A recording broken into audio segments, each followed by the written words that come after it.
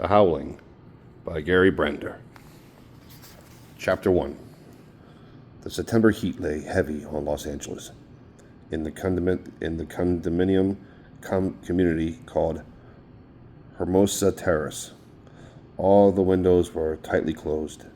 The only sounds were the hum of exhaust fans and the muted growl of a power mower. In the living room of Unit 2, Karen Beatty stood on tiptoe to kiss her husband, Roy. Lady, their miniature collie, wagged her approval from the sofa. It started as a casual husband and wife first anniversary kiss, but it quickly became something more. Karen drew back her head and looked into Roy's clear brown eyes. "Are you trying to start something?" she said, a little breathlessly. "Darn right," Roy replied, taking her in his arms. Roy pulled her close to his big, gentle hands warmed through the thin material of her summer dress. He kissed her neck where the blonde hair curled forward below her ear. "Won't Chris be here soon?" she said, her lips close to his ear. "We won't answer the door. You couldn't do that to your best friend, especially after we asked him to come by for an anniversary drink." "I suppose you're right," Roy admitted. "Anyway, he won't stay long. He has a date." "Anybody we know?" "A new one, I think." "Doesn't Chris ever get serious about anybody?" "Who knows? I think he's secretly in love with you." "You don't mean it." "Why not? All my friends have good taste."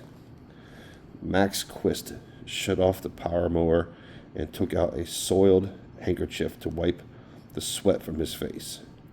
He watched as a young couple in sparkling tennis whites climbed out of a sports car and ran laughing across the lawn. They didn't pay any attention to Max. He was like another piece of shrubbery to them. No, he thought, not even that much.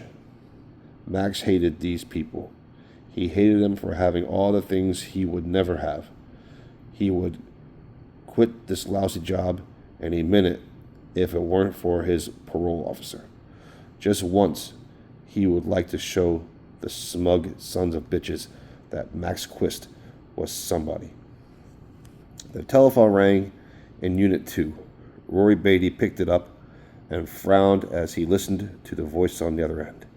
He spoke briefly and hung up. "Anything wrong?" Karen asked. "I've got to go to Anaheim, deliver some books." "On Saturday? On our anniversary?" "Damn it.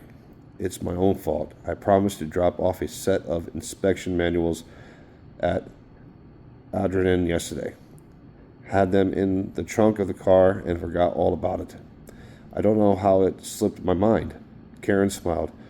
It was very unlike Roy to forget anything. He was always thoroughly organized, like one of the technical manuals he edited. When she had first met him, she had thought Roy Beatty was as stodgy as church deacon. However, she had soon discovered his warm sense of humor, air open-minded willingness to listen, and a depth of intellect that was not apparent in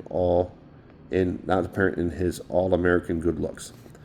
Karen had been working as a convention hostess for the New York Hilton at the time. Roy was in the city for a gathering of engineers. For the first time, she had broken the hotel rule against socializing with the guests. Roy had stayed on for a week after the convention, and they had been together constantly. When he had returned to the coast, he had said he would be back for her on his vacation. She had not expected him to come, but he had. That was when she finally admitted she loved him. "Don't be long," she said as he stood at the door. She kissed him and watched him walk down the winding path through the neatly trimmed shrubbery. Karen could not imagine how she could be happier. She had Roy, and she had an excellent job with a hotel near the airport where she was in line for convention manager when her current boss retired. Tonight she would give Roy her special anniversary gift, the news that he was going to be a father. Yes, her life was just about perfect. Max Quist watched the blond young man come out of Unit 2 and stride down the walk past him without a flicker. Max might as well have been invisible. The woman stood in the doorway, watching him go. Good-looking cunt. Too good-looking. Both of them. Like people in a magazine ad. Young, beautiful, healthy, rich. Max spat on the cropped grass. How he wanted to show them what it's like to be hurt. Hurt them, yes, hurt them. Karen was in the kitchen putting the lunch things away when the doorbell chimed. Chris was early, she thought. She dried her hands and walked out through the living room to the door. She did not bother to look through the tiny viewer. She never did. There was no danger here. This was Hermosa Terrace, not East Los Angeles. Karen opened the door, and the heat pushed against the cool inside air. The man doorway was not Chris Halloran. He smiled at her. Yes, Karen said when the man did not. When the man did not speak right away. He had thick black hair that was poorly barbered. His cotton work shirt was dark and perspiration under the arms. He seemed vaguely familiar. I'm supposed to check the pipes in your bathroom, he said. There's nothing wrong with our pipes. It's in the apartment next door. Their shower don't drain right, and it might be plugged up where your drain pipes come together. Something in the way the man spoke was wrong. The short speech sounded rehearsed. Something about the man himself was wrong. He continued to smile. You'd better come back when my husband is here. He knows about those things. Without making any sudden moves, the man had somehow come through the doorway and was standing in the living room. He was still smiling, but it was a different smile. That's okay, he said. We won't need your husband. Over on the couch, lady raised her neat little head and pricked her ears at the strange male voice. After a moment, she put her head back down on her paws, but remained watchful. I'm sorry, but I'd rather you did not come in now. Karen fought to still the tremor of fear in her voice. But I am in, the man said. He reached behind him and closed the door. Without taking his eyes off Karen, he turned the small knob, shooting the deadbolt lock into place. What do you think you're doing? Karen wanted her voice to be angry and strong, but the fear was in her now. She could not hide it. You know what I'm doing, the man said. I don't keep much money in the house. You can have what there is, and my jewelry. I don't want your money or your jewelry, but you know that, don't you? You know what I want, and you're going to give it to me. He reached out suddenly and squeezed her breast. Karen jumped back as though from an electric shock. Please leave me alone. The sour smell of his body was sharp in her nostrils. My husband will be home. No, he won't. He just left. We have all the time we need. She took a careful step backward. The man's eyes traveled over her body, probing at her. His hands shot out and seized her wrists. No, she cried. Relax, he said. You're going to like it. Please, you can't. The man pulled Karen against his body and mashed his mouth down on hers. Karen clamped her jaws together as his tongue pushed in past her lips. He tasted of stale cigarettes. Where's the bathroom? Karen shook her head from side to side, afraid to trust her voice. With a sudden movement, the man twisted one arm up behind her back, forcing her to walk in front of him. He marched Karen into the hallway that opened between the living room and the room Roy used to use as a den. She stumbled along in his grasp and past the bathroom to the open door, through which they could see the bed. All the things she had read about rape tumbled through Karen's mind. All the advice for women: fight back, don't fight back, scream, stay calm, blow a whistle, run, reason with the man. Lovely advice, all useless. Fight the man? He was at least 70 pounds heavier than she, and certainly stronger. Scream? Who would hear? Hermosa Terrace townhomes were proud of their soundproofing. Reason with him? Reason with an animal? They were in the bedroom now. The man spun Karen around and pushed her backward onto the bed. The thinking part of her mind shut off and instinct took over. She crossed her arms protectively over her breast and drew back her feet to kick out at the man when he came at her. The man laughed at her efforts and batted the kick aside with an easy swipe of his hand. He grasped her by the ankles and forced her legs apart. Karen writhed on the bed, helpless against the strength. The man grinned down at her, showing large, strong teeth. Droplets of sweat stood out on his forehead and upper lip. His eyes moved down to her crotch. Karen felt open and exposed, with the thin velour pants pulled tight between her legs. "I'm pregnant," she said suddenly. "Bullshit. I am, she insisted. 3 months. You don't have to worry about getting knocked up, do you?" He released one of Karen's ankles and took hold of the velour pants at the waist. He yanked them down, exposing the smooth, pale skin of her belly, then snapped a zipper held at first, but he tugged again and the material tore away.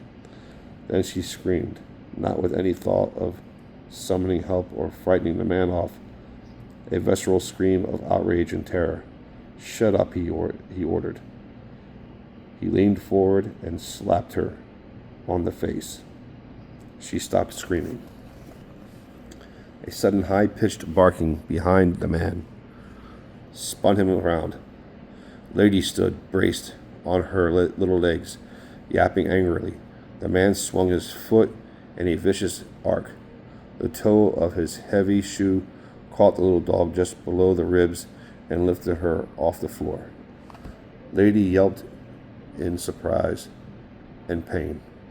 Never before had anyone deliberately hurt her.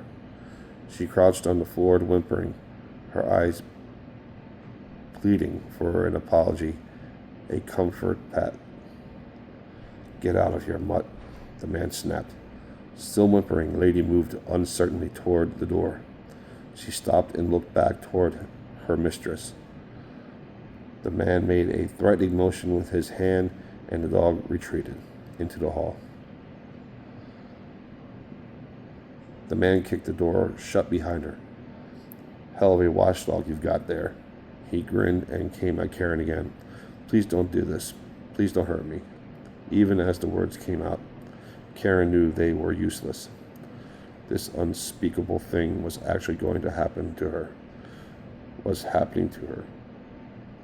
What had she ever done that she would be brutalized this way?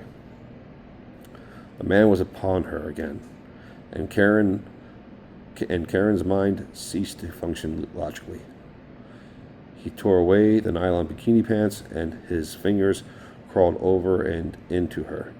Abruptly, he dropped to his knees and thrust his face up between her legs. He clamped his mouth on her, and Karen could feel his tongue licking a thick, wet, warm, probing at her. She pummeled his head with her fists, but the blows had no effect. Then he pulled his face back and bit her high on the soft inside of the thigh. He bit down hard, and his teeth sank into the clean white flesh until the blood flowed. Karen's back arched up off the bed in reaction to the pain. When the man at last unclenched his jaw and stood over her, again his lips were crimson with her blood. Breathing in short, harsh bursts, he reached down and unzipped the front of his pants.